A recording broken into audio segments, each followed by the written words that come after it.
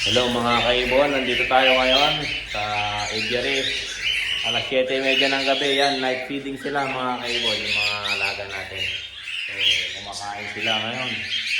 Ngayon ko lang papakainin yan kasi hindi ko kayang pakainin sa umaga. So, gabi natin pinapakain.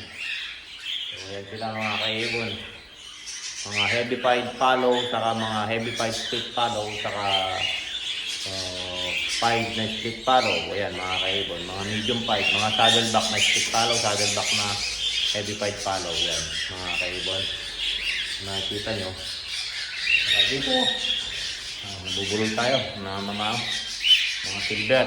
Paubos na yung mga silver na split fallow saka silver fallow na rin. Yan mga kaibon. Emerald tayo doon, Samparex emerald. So ayan mga kaibon, mga black-headed yan, line.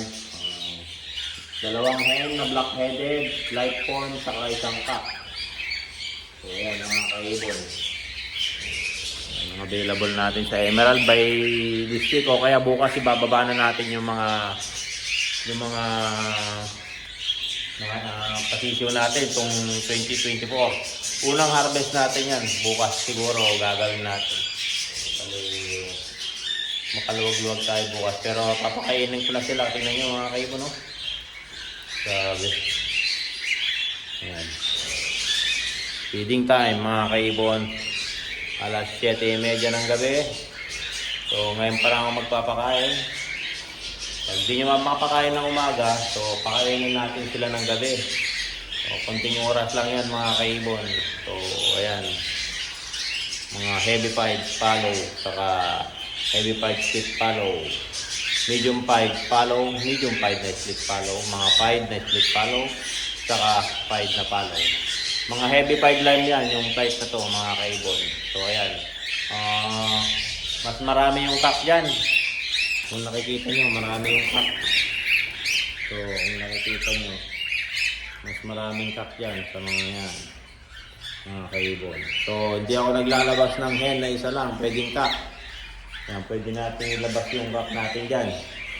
Pero yung hen, hindi na. So, masyado lang konti yung hen natin. So, cock lang pwede dyan. Kung hen, hindi na pwede. So, ayan mga kaibon. Nakikita nyo yung mga flight dyan. Dito sa flight cage na to, mga kaibon. So, mga heavy pied line yan, mga kaibon. Project for heavy pied fallow. So ayan mga kaibon, don't forget to subscribe my YouTube channel, Warren Palakpak Kaibon.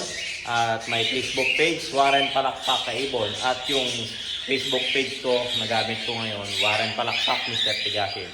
So ayan mga kaibon, paki-share naman po at paki-follow yung mga videos natin. At paki-share na rin po.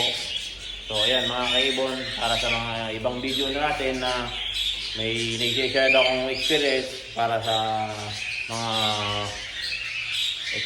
dito sa mga kakatail natin. So ayan mga kaibon, hanggang sa muli, paalam.